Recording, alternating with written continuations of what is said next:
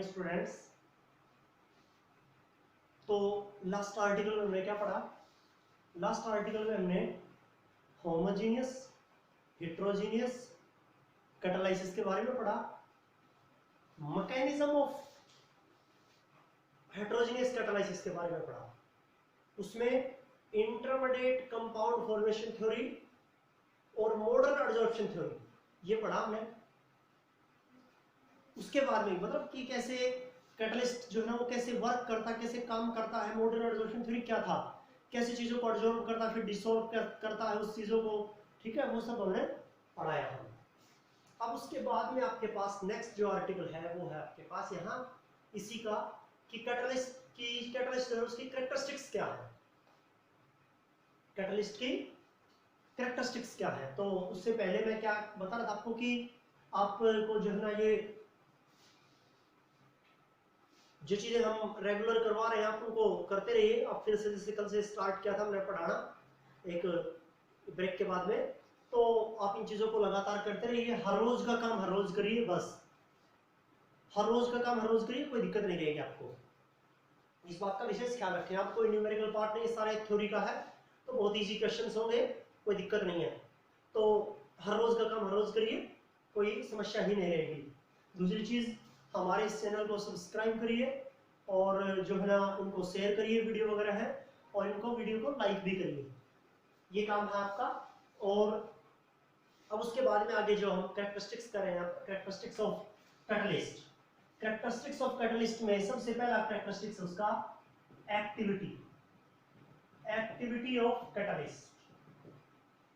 Bye activity of catalyst we mean the ability of a catalyst to catalyze a reaction, to speed up of a chemical reaction, to speed up the rate of a chemical reaction, to increase the rate of a chemical reaction.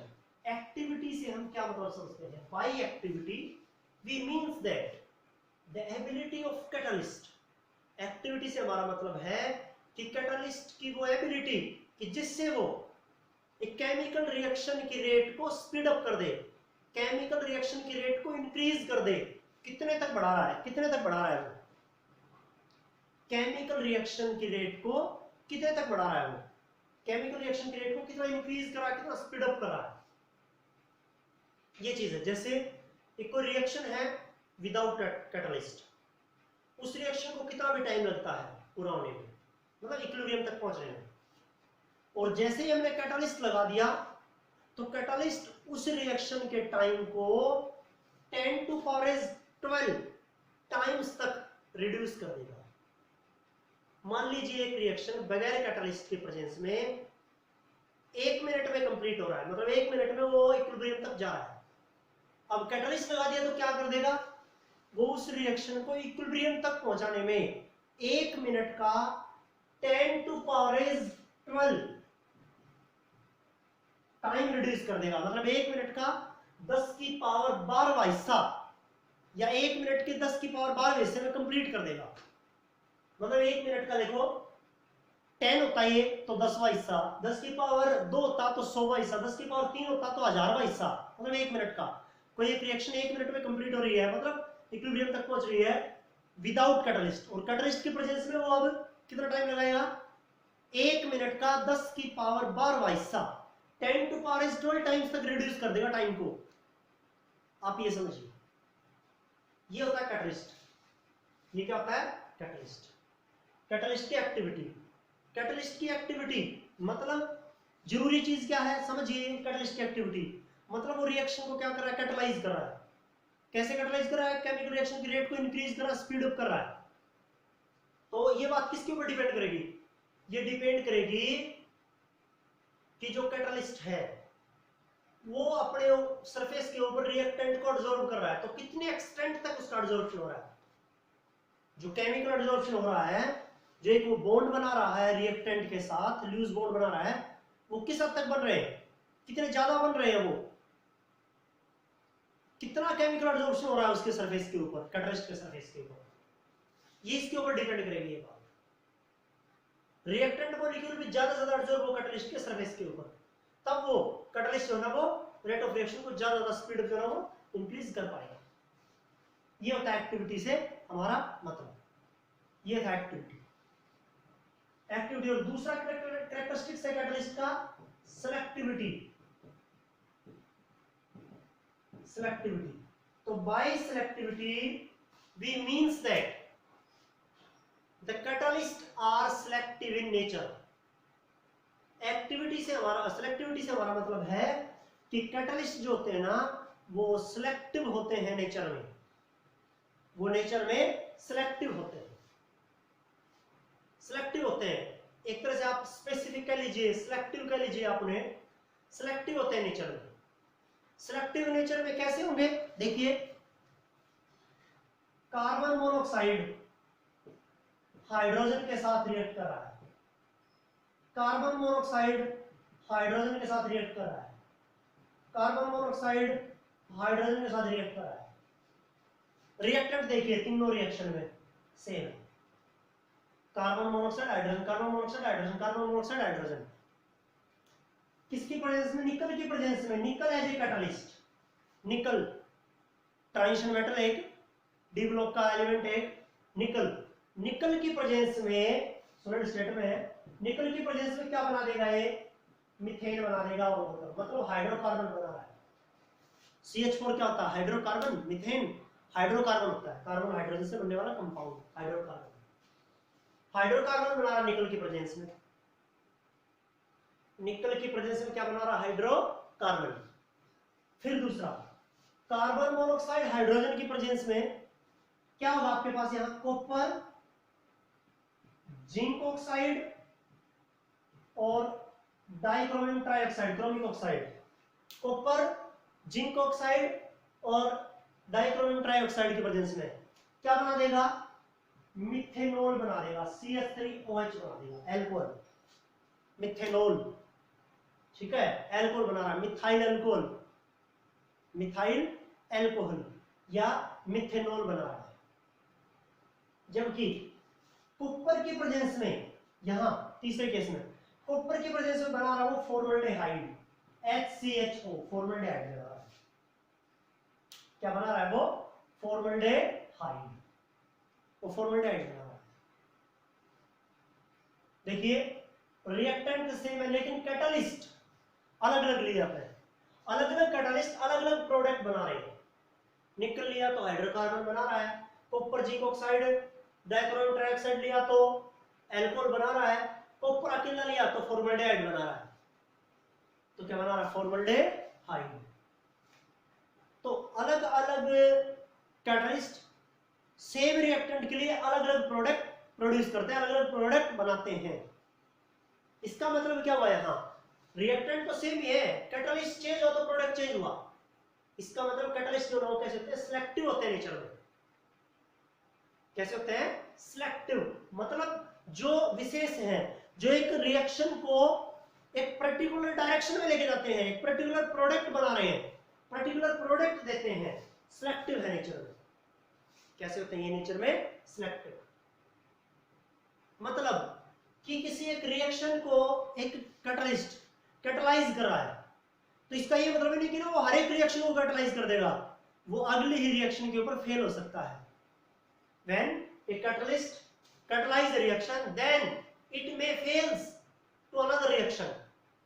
एक catalyst एक reaction को catalyse कर देता, ठीक है, ये इसका ये मतलब नहीं कि ना दूसरी रिएक्शन को भी कैटलाइज करेगा या दूसरी रिएक्शन में भी कैटलिस्ट का काम करेगा, वो नहीं, वो दूसरी रिएक्शन में फेल हो सकता है, दूसरी रिएक्शन में भी फेल हो सकता है।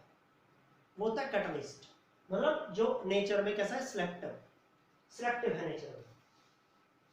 ये था आपके पास सेम रिएक्टेंट, कैटलिस्ट अलग तो अलग प्रोडक्ट, निकल के साथ hydrocarbon, copper zinc oxide Cr2O3 के साथ मिथाइल अल्कोहल, कॉपर की प्रेजेंस में फॉर्मल्डिहाइड, और देख लीजिए रिएक्टेंट एक जैसे हैं। ये था आपके पास यहाँ सिलेक्टिविटी में। कैटलिस्ट कैसे होते हैं, सिलेक्टिव होते हैं नेचर में। ये होगा आपके पास, ये थी कैरेक्टरिस्टिक्स किसकी, कैटलिस्ट की, एक्टिविटी और सिलेक्टिविटी। ये होगा आपके पास यहाँ। उसके बाद में आपके पास अगला कैटलिस्ट में ही चीज आपके पास यहाँ कैरेक्टरिस्टिक्स से अलग है, मतलब नया आर्टिकल एक तरह समझिए क्या, सेप सेलेक्टिव कैटलिस्ट, सेप सेलेक्टिव कैटलिस्ट, सेप सेलेक्टिव कैटलिस्ट। वो क्या है सेप सेलेक्टिव कैटलिस्ट? देखिए, सेप सेलेक्टिव कैटलिस्ट, सेप सेलेक्टिव कैटलिस्ट। सेप सेलेक्टिव कैटलिस्ट क्या होते हैं? सेप सेलेक्टिव वो कैटलिस्ट जिनकी सेप जो है वो सिलेक्टेड हो। सेप जो है ना, सेप के अकॉर्डिंग ही कैटलिस्ट का काम करते हैं, सेप सेलेक्टिव कैटलिस्ट। तो सेप सेलेक्टिव कैटलिस्ट कौन सकते हैं? When some zeolites, when some zeolites heated in the presence of in a blast furnace or in a iron retort, then water dries out, drawn out। कि जब कुछ एक जियोलाइट्स को किसकी प्रेजेंस में, मतलब कोई हीट हमने उसको गर्म किया, कह लीजिए आप, या किसी ब्लास्ट फर्नेस में हमने उसे रखा, तो जो ज्यादा हीट जो है ना वो प्रोवाइड करवाते हैं, ऐसे किसी डिवाइस में हमने उसको रखा, तो क्या रहता है कि ना कुछ एक वाटर वहां से निकल जाता है, और जैसे ही वहां से वाटर निकलेगा, सम पोर्स, ये है मान लीजिए वो जियोलाइट आपके पास, और जैसे हम इसे गर्म कर रहे हैं तो यहाँ कुछ जो पानी था बाहर निकल जाएगा, और सम पोर्स आर सीन, कुछ एक पोर्स जो है वो हमें दिखाई देते हैं, छिद्र वगैरह दिखाई देंगे इस जियोलाइट में। The size of these pores are selective, इन पोर्स का साइज जो है, शेप जो है वो सिलेक्टिव रहता है। जैसे इन पोर का साइज होगा 260 पिकोमीटर से 540 पिकोमीटर तक, जो पोर्स है इनका साइज 260 पिकोमीटर से 540 पिकोमीटर तक रहता है। अब क्या करेंगे? when these pores adsorb a particular reactant whose size in the range of 260 picometer to 540 picometer। अब ये जो जियोलाइट है, जिस भी रिएक्टेंट को इनको एडसॉर्ब करा, क्योंकि कैटलिस्ट है तो कैटलिस्ट एडसॉर्ब करता है, तो जियोलाइट भी कैटलिस्ट है, वो एडसॉर्ब करेंगे। किन रिएक्टेंट को ही वो एडसॉर्ब करेंगे? इन पोर में, जो इसके अंदर एडजस्ट हो सके। और कौन एडजस्ट होगा इन पोर्स में? जिसका साइज 260 पिकोमीटर से 540 पिकोमीटर तक ही होगा, उन्हीं रिएक्टेंट को क्या करेंगे? ये एडसॉर्ब करेंगे। इसके अलावा वो किसी भी रिएक्टेंट को एडसॉर्ब नहीं करेंगे। इससे ज्यादा साइज वाले को या इससे कम साइज वाले को वो क्या नहीं करेंगे? एडसॉर्ब नहीं करेंगे। इसलिए क्या कहते हैं मैंने? सेप सेलेक्टिव कैटलिस्ट, क्योंकि ये उन्हीं रिएक्टेंट को एडसॉर्ब करते हैं जिसका साइज 260 पिकोमीटर से 540 पिकोमीटर तक रहता है। उन्हीं रिएक्टेंट को एडसॉर्ब करेंगे। उन रिएक्टेंट का साइज जो इससे डिफर रहेगा, जिससे अलग रहेगा, 260 पिकोमीटर से कम होगा या 540 पिकोमीटर से ज्यादा होगा, उस रिएक्टेंट को एडसॉर्ब नहीं करेंगे, उस रिएक्टेंट को एडसॉर्ब नहीं करेंगे। इसलिए हम क्या कहते हैं? सेप सेलेक्टिव कैटलिस्ट। अब आप ये पूछेंगे कि जो जियोलाइट क्या रहते हैं? जो सेप सेलेक्टिव कैटलिस्ट है, आप जियोलाइट नाम ले रहे हैं, 11th क्लास में हमने इसे पढ़ा था। 11th क्लास में हाइड्रोजन नाम की यूनिट में हमने इसे पढ़ा था कि ये जियोलाइट क्या रहते हैं। तो ये जियोलाइट है जैसे सोडियम एल्यूमिनो सिलिकेट, हमने कहां पढ़ा था? हाइड्रोजन यूनिट में। हमने हाइड्रोजन यूनिट में इन्हें कहां पढ़ा था? कि हार्ड वाटर को सॉफ्ट करते हैं, ठीक है। उसकी टेक्निक था आपके पास क्या? Permuted process. परम्यूटेड मेथड में सोडियम जियोलाइट में यूज कर रहे थे हम, Na2Z, Z stand for zeolite. और क्या था? Z था आपके पास सोडियम एल्यूमिनो सिलिकेट, सोडियम है आपके पास, अब एल्यूमिनो सिलिकेट लिख दो, Al2Si2O8। और हाइड्रेटेड होता है, ये हाइड्रेटेड होता है, तभी तो जब हम इसे गर्म करते हैं तभी तो वो पानी निकलेगा, तभी तो वो पोर्स क्रिएट होंगे। तो XH2 हाइड्रेटेड होते हैं। इन जियोलाइट्स के अंदर वाटर के मॉलिक्यूल प्रेजेंट रहते हैं, तो XH2 ये लिखेंगे आप। ये रहता आपके पास क्या? जियोलाइट। ये वो जियोलाइट है, एल्यूमिनोसिलिकेट, हाइड्रेटेड एल्यूमिनोसिलिकेट XH2। ठीक है, वैलेंसी भी कंप्लीट हो जाएगी। कई बार आप सोचते हैं कि ना इतना बड़ा कंपाउंड है जी, तो इसमें वैलेंसी जो है ना, उसके लिए भी मैं बताइए, ये देखिए आप, सोडियम के ऊपर चार्ज +1, एल्यूमिनियम के ऊपर +3, सिलिकॉन के ऊपर +4, ऑक्सीजन के ऊपर -2, तो 8 2 16, पूरे ऑक्सीजन के ऊपर -16 चार्ज, सोडियम के ऊपर +2, एक सोडियम के ऊपर +1, 2 के ऊपर +2, एक एल्यूमिनियम पर +3, 2 पर +6, एक सिलिकॉन पर +4, 2 के ऊपर +8, 8 से 14 2 16, प्लस का 16 माइनस का 16, देखिए कंप्लीट भी हो रहा है वैलेंसी। ये रखते हैं कि आपके पास जियोलाइट, इन जियोलाइट को हम कहते हैं सेफ सिलेक्टिव कैटलिस्ट। अच्छे से समझ लीजिए इन चीजों को कि जब इन जियोलाइट्स को गर्म किया जाता है तो इसके अंदर क्या प्रेजेंट रहता है, वाटर प्रेजेंट रहता है। देखिए XH2 जो लिखा है, ये वाटर क्या करता है, गर्म करते ही बाहर आ जाता है इससे, क्योंकि हम जिस भी थिंग्स में वाटर प्रेजेंट रहता है उसको गर्म करेंगे तो पानी जो है ना वो वेपराइज हो जाएगा, बाहर निकल जाएगा। अब जहां पानी प्रेजेंट था, वाटर प्रेजेंट था, उस जगह के ऊपर क्या क्रिएट हो जाएगा, एक पोर क्रिएट हो जाएगा, एक छिद्र जो है ना वो बन जाएगा, कैविटी बन जाएगी। और अब उन कैविटी का जो साइज है, जियोलाइट में जो कैविटी है उनका साइज होता है 260 पिकोमीटर से 540 पिकोमीटर तक। अब ये क्या करेंगे, ये उन्हीं रिएक्टेंट को एब्जॉर्ब करेंगे जिनका साइज इस रेंज में होगा। इस रेंज से अलग उनका साइज है तो उसको एब्जॉर्ब नहीं करेंगे, इसलिए हम इन्हें क्या कहते हैं, सेफ सिलेक्टिव कैटलिस्ट। ये चीज आपके पास, ये मैंने समझाया आपको, एग्जांपल देके भी समझाया। अब बताइए कि सेफ सिलेक्टिव कैटलिस्ट, एक तो ये जो hardening of softening of hard water में काम आते हैं परम्यूटेड प्रोसेस में, दूसरा एक और जो इंपॉर्टेंट बता रहा हूं आपको, ZSM5 एक और सेफ सिलेक्टिव कैटलिस्ट है जिसका नाम है ZSM5। कहां काम आता है, it uses in the conversion of alcohol into petrol, alcohol into hydrocarbons, alcohol into gasoline. एक सेफ सिलेक्टिव कैटलिस्ट है, जियोलाइट है ZSM5, जो कि किसमें काम आता है, एल्कोहल को किसमें कन्वर्ट करने में, पेट्रोल में या हाइड्रोकार्बन में कन्वर्ट करने में, ठीक है, गैसोलाइन में। कौन, ZSM5।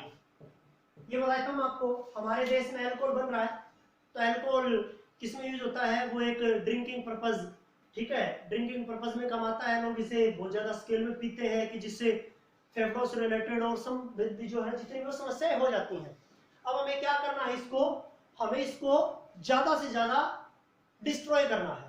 तो इसको डिस्ट्रॉय करने के लिए हम क्या करते हैं, एल्कोहल को पेट्रोल में कन्वर्ट कर देते हैं ताकि एनर्जी की रिक्वायरमेंट भी जो ना वो भी पूरी हो जाए हमारी।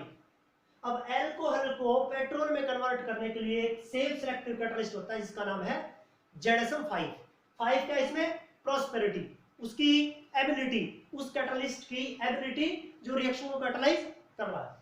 तो ये आपके पास एक एग्जांपल है, अल्कोहल को पेट्रोल में कन्वर्ट करने के लिए हम क्या लेते हैं, ZSM5, ताकि इससे एनर्जी की रिक्वायरमेंट भी पूरी हो जाए और ज्यादा अल्कोहल है उसको हम किस में कन्वर्ट कर सके, हाइड्रोकार्बन्स में कन्वर्ट कर सके।